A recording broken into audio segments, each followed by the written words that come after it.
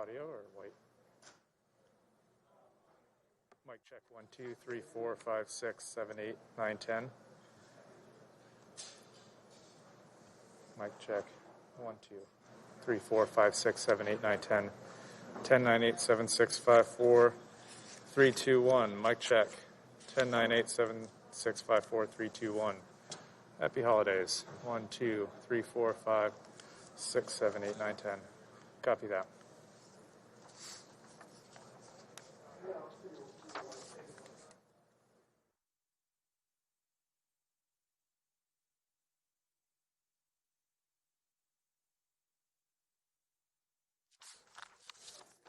Let me know when you need that contest.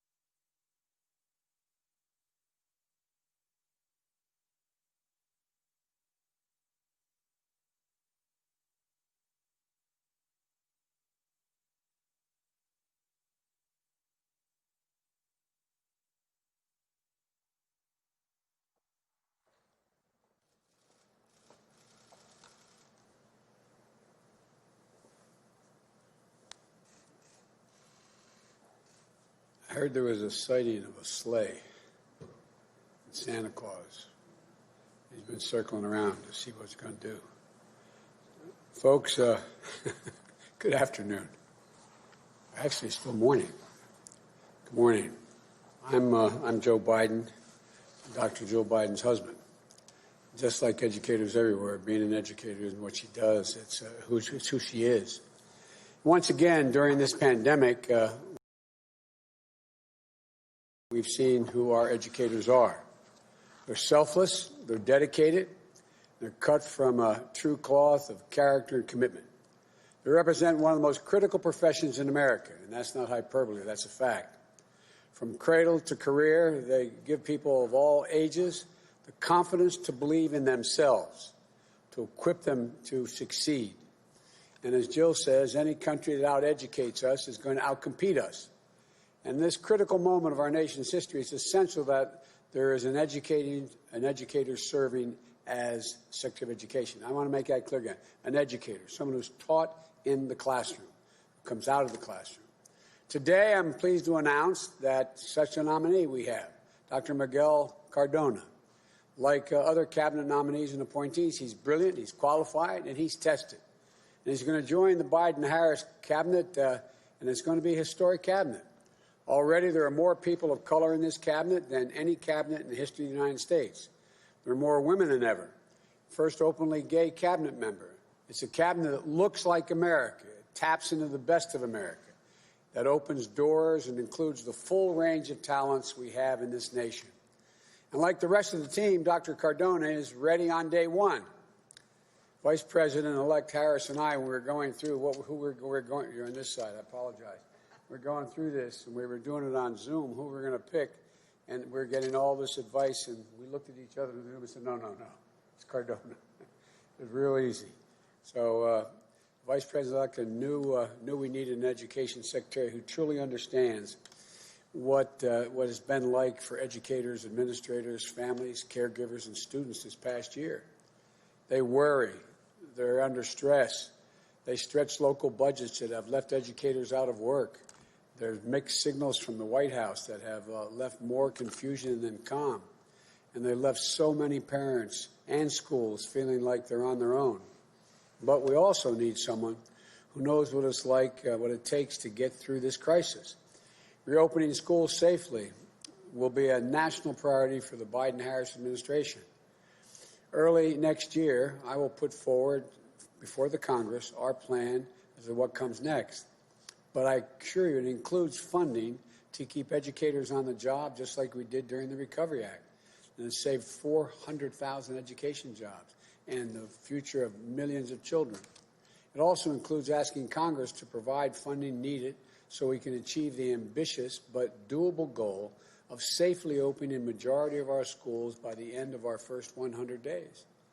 We can do this if states and cities put strong public health measures in place that we can all follow. For example, in our first 100 days, I'll be asking all Americans to mask up for 100 days. We'll require masks in federal buildings, interstate travel, and the like, and on trains, where I have the authority to insist that happen. We've also been talking to governors and mayors and county executives of both parties to try to do the same in their cities and their states. We can do it if we get schools, districts, communities, and states the clear guidance and the resources they need for so many things that aren't in their already tight budgets. They need funding for testing to help people reopen schools, more funding for transportation so students can maintain social distancing on school buses. There's a need for school buildings for additional cleaning services, protective equipment, ventilation systems. But to lead the national effort requires an education secretary, with the skills to partner with educators across the country, in states, localities, and tribal nations, and all across students and families as well.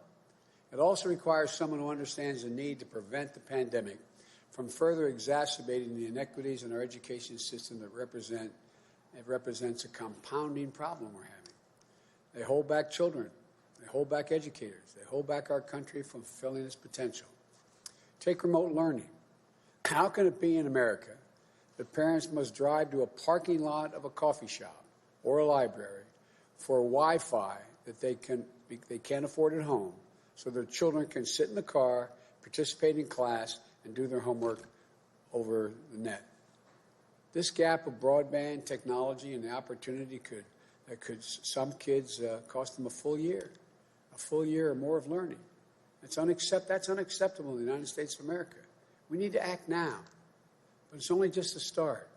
We need some of the experience to help us build back better with the Biden-Harris education plan. We need to make sure that every child in this nation has access to a good education regardless of their zip code. I know you're probably tired of me saying that, but it's critically important. I've been saying it for over a year. Regardless of any disability. That's why my plan triples funding for Title I schools, which serve the highest number of children from low-income families.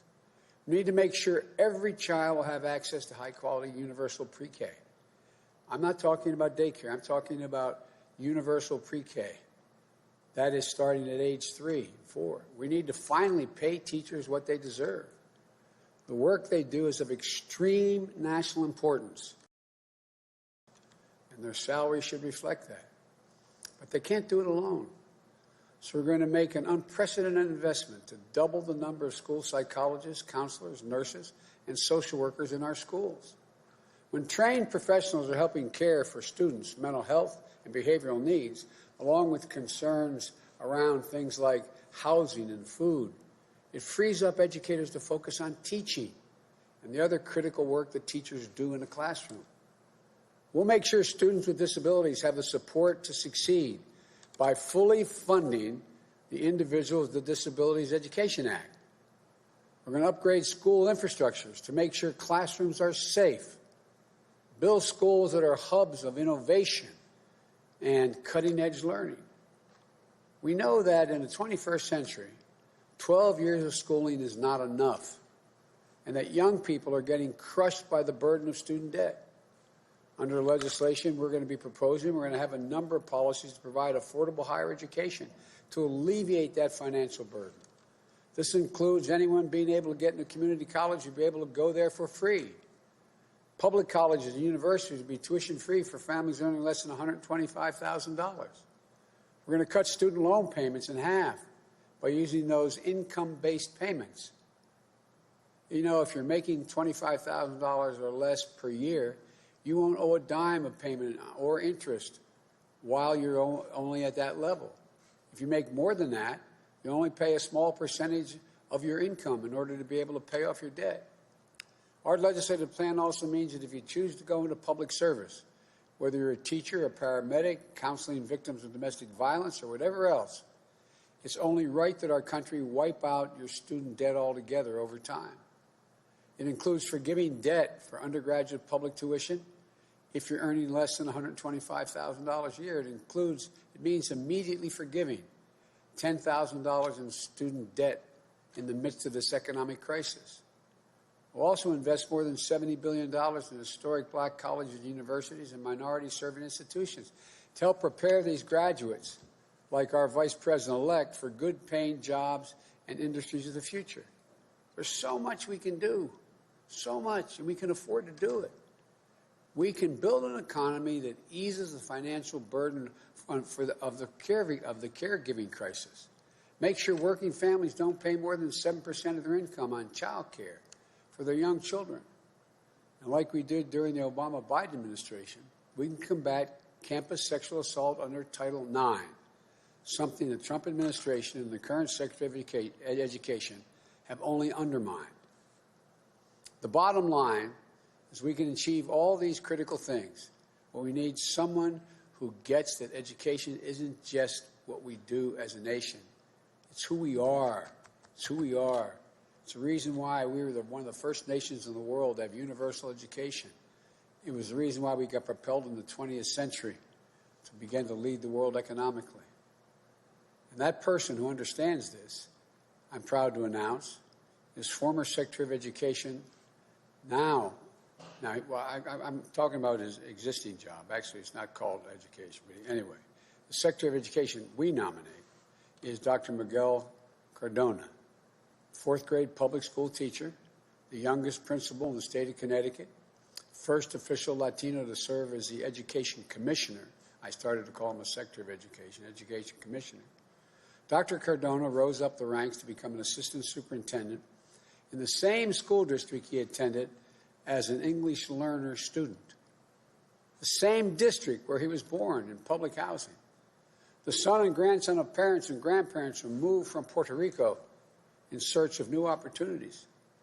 He made it a point of taking new teachers on tours of his district's neighborhoods, the wealthy blocks where students grew up with every resource they needed to get ahead, and the blocks where families were struggling to get by, where a new calculator or a nutritious breakfast weren't a given. He understands that the deep roots of inequity that exist as a source of our persistent opportunities gaps. He understands the transformative power that comes from investing in public education. In our conversations, Dr. Cardona talked about how public education was the great equalizer. It gave him a chance to reach the dream his parents and grandparents had for him, a place where a high school teacher inspired him to be an educator. Public education that helped Miguel become one of the first in his family to go to college, the first to earn a doctorate. And with that preparation and grounding, Dr. Cardona has brought his heart, his knowledge, and his passion for education to bear on behalf of the students across Connecticut. And when that pandemic struck, he was ready. He helped secure more than 140,000 laptops, more than 40,000 internet connections for students who lacked them. Because of him, Connecticut became the first state in the nation to ensure that every single public school student was equipped to engage in remote learning regardless of family income. As the months passed, he followed health guidance and he got the funding and the resources to provide masks and plexiglass and testing so schools could reopen and operate safely. That's the vision. Resolve and initiative are all going to help us contain this pandemic and reopen our schools safely and build back better. And it's a standard of care that comes from having taught in a classroom. That comes from a hardworking family who found their way in America through public education. It comes from someone who knows from his core that our nation's children are the kite strings that lift our national ambitions aloft. He is the Secretary of Education for this moment.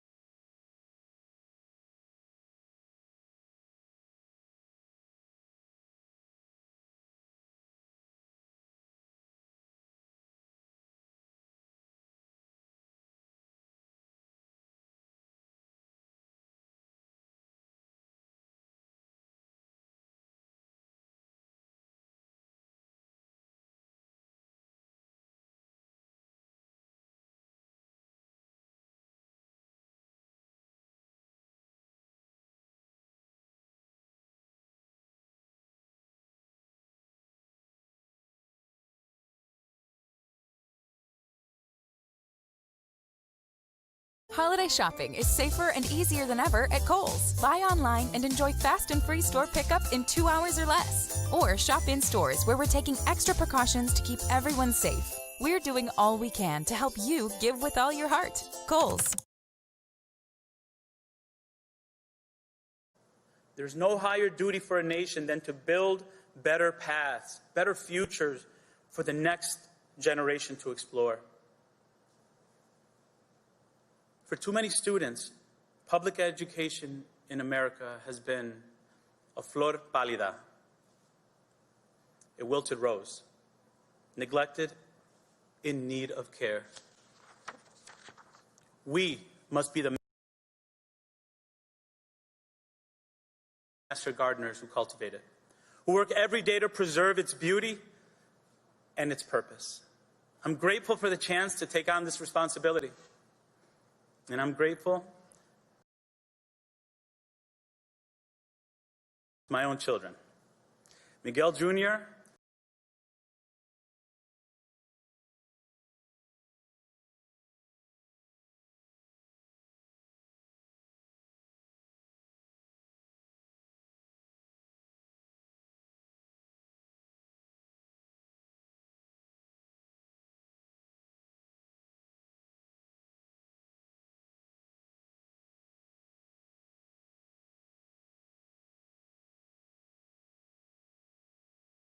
and 22 students in the classroom.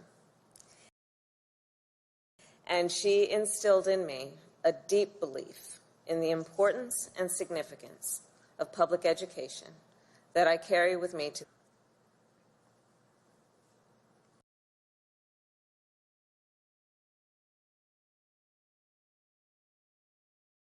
fulfill our country's promise. We must be dedicated to a strong public education system. We must value it, we must strengthen it, and we must invest in it. Because one of the most important gifts a society can give its young people is the gift of a world-class education. We also know that right now our education system, as we have discussed, from early learning centers to colleges and universities, is reeling from this pandemic. Parents and educators are being stretched to their limits.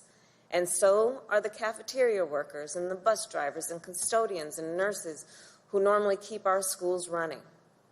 Students at colleges and technical colleges now worry about losing credits, losing financial aid, and losing income from working on campus. And all this disruption is taking a heavy toll on the mental health and well-being of our students of all ages who are at risk of falling behind.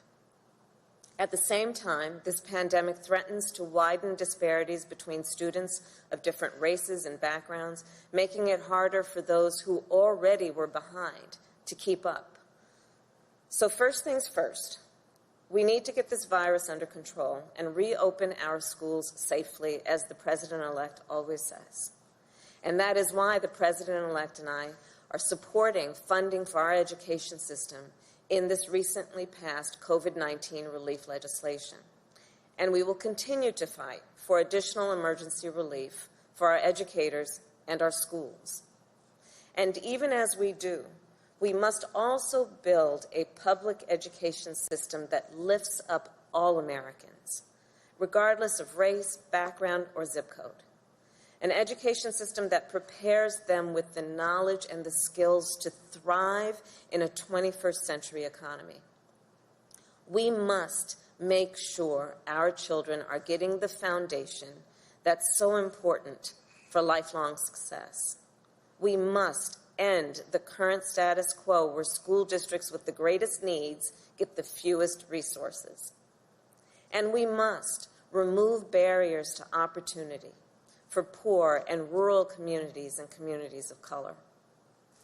The leader that we have announced today will help us do that and unlock the power of an education for all Americans. Dr. Miguel Cardona is not only a seasoned public servant, he is also a former public school teacher and administrator with the experience in the classroom. and he knows what our students, teachers, and schools need to be successful.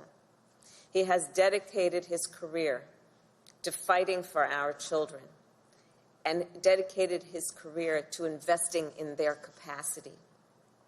And he has a deep belief in the power of a world-class education to help every child everywhere overcome barriers of race, gender, or income to reach their God-given potential. Dr. Cardona represents the very best of our nation, and he is the kind of leader America's students, educators, and families deserve. I've always believed that government has three principal functions: public health, public safety, and public education. Over the course of the past few weeks, we have announced remarkable leaders who will help contain this pandemic and keep the American people safe and secure. Under Dr. Cardona's leadership, we will work together to put together an outstanding education system that will be within reach for everyone, breaking down barriers to equality, opening new paths to opportunity, and helping to fulfill America's promise to all of our children. Thank you, Mr. President-elect.